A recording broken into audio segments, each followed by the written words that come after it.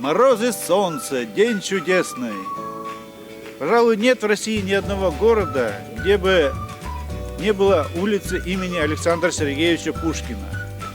Вот и в Сыктывкаре в 1937 году, в год столетия со дня гибели поэта, улица Пролетарская была переименована в улицу Пушкина. Это просто исторический факт. Об этом и о многом другом можно узнать из книги Михаила Рогачева «Столица Зырянского края». Просто откройте книгу.